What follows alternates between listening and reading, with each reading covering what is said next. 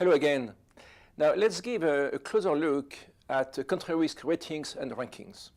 Well, these ratings can be quite useful for cross-country comparisons, but let me tell you, they will never replace an in-depth analysis of a country's macroeconomic and political structures.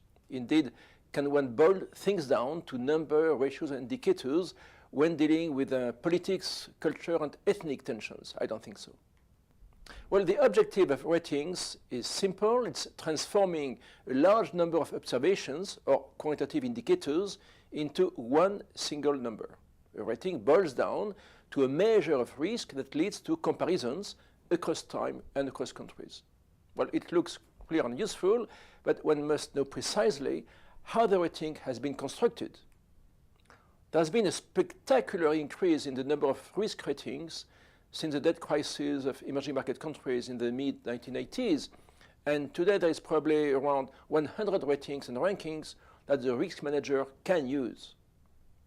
The rating can be composed of a number of sub-ratings with specific weighting, for instance, combining various components of country risk, such as macroeconomic, financial, socio-political inputs, and also the external influence of the globalized economic system. Well, once again, it looks simple, but a rating shrinks a large number of sometimes complex indicators of risk into one single grade, like in a school's classroom. But there is little predictive value, and there is a risk of self-fulfilling prophecy. Indeed, in market finance and country risk, perception is reality, and an abrupt downgrading will worsen the country's situation, leading to a regional crisis contamination, like in Asia, in Mexico, or of course the global financial crisis. Given that rating agencies have missed each and every crisis since the mid-1980s, they have been widely criticized, included at the time of the global financial crisis in 2008. One of their main criticism and pitfalls is that they generate spillover effect, a pro-cyclical bias, and they have very little predictive track record. If one looks, for example, at what happened during the Asian crisis of 1997, let's keep in mind that South Korea was rated as well as Italy and Sweden. So blindness tends to characterize ratings. It's comforting that the manager of Fitch made his mea culpa in 1998, recognizing that rating agencies have been blind to the deteriorating economic and financial situations in Asia ahead of the crisis. In fact, until the summer of 1997, in particular, the very weak governance in the banking industry, what Krugman called crony capitalism. Looking at the rating of S&P and that of Moody's, for instance, ratings did not move at all until the outbreak of the crisis without any early warning signals, including after the sharp deterioration of the exchange rate in Thailand, the baht. Well, same story and same poor track record for Euromoney, that is supposed to be a robust country risk rating of nearly 190 countries all over the world. And there is very little rating change until the crisis, and then an abrupt downgrading, amplifying the crisis and leading to regional and global contamination. This is not only a matter of short-sighted country rating. In the case of the bankruptcy of Enron in December 2001, the credit agencies kept an investment-grade rating until the eve of the crash of the energy giant. Well, if we look now at a number of downgrading, most of the time, rating agencies woke up very late. This has been the case of Greece, Spain, Portugal, but let's face it, also in the cases of the US in the summer of 2011, and France, which did not deserve its AAA ratings. The US downgrading by S&Ps led to civil lawsuit against Standard & Poor's by the US Department of Justice in the fall of 2013. One of the main problems is that rating agencies are in a monopoly situation. There is very little competition in this risk assessment industry. And worse, there is no accountability, and there is often a conflict of interest. Now, the new kid on the block is Dagong, the Chinese rating agencies, and it is not surprising that Dagong did not wait very long to downgrade the US government as early as November 2010. Not much surprising also that the only country that still protects its AAA rating, according to Dagong, is China.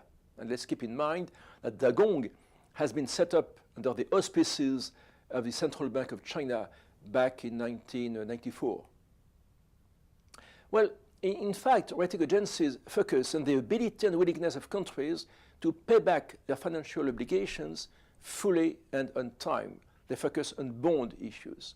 And they will combine a wide range of financial, economic, and socio-political indicators, but once again, with a narrow focus on payment capacity. Looking, for instance, at Fitch rating model, it includes structural indicators to take into account governance, number of defaults, debt crises, as well as liquidity and solvency ratios. Well, so far we have briefly discussed bond ratings, narrowly focused on external debt payments capacity. But there is a very large number of country rating agencies with a much wider focus. For example, COFAS. COFAS is the largest insurer in the world, and it assesses the country risk situation of nearly 180 countries with a range of ratings from A to E. COFAS has a network of bureaux and branches all over the world in nearly 180 countries, and its ratings combine economic, financial, and socio-political analysis. It provides country risk analysts and managers with estimates, but not only estimates, projections of the main macroeconomic indicators and the ratios. And interestingly enough, it also gives a short, concise assessment of the strengths and weaknesses of a country's economic and political situation. Finally, COFAS also looks at the payment record of suppliers, and this is thanks to its rather unique global network. At a glance, you can compare the payment record of a specific country with the world average. Now, the think tank A.T. Kearney specializes in the FDI Confidence Index that looks closely at the economic, institutional, and political stability of countries with regard to foreign direct investment. Now, contrary to a banker or an exporter or an importer, the investor takes a long-term view, namely beyond 10 or 20 years, and he requires sustainable economic growth.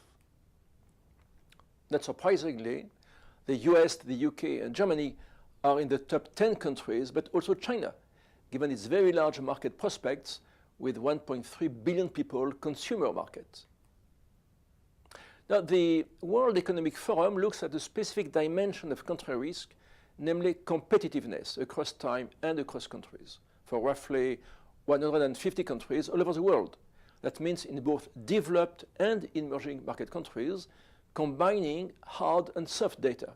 It pays attention to the real exchange rate, of course, inflation, public debt, but also the legal and regulatory framework conducive or not to foreign direct investment. A lot of the information behind the indicators of the WEF comes from opinion surveys. So let's keep in mind a fairly high level of subjective assessment. The index is released every year at the time of the so-called Davos summit, in Switzerland. Here the conclusion is fairly clear. The BRICS are not yet as competitive as one could think of. China is 29, well below Taiwan, and Russia is only 64. Finally, IMD, based in Lausanne, Switzerland, also measures country competitiveness with a more academic focus than the WEF. It does not hesitate to embark on a comprehensive measure of competitiveness with 300 indicators.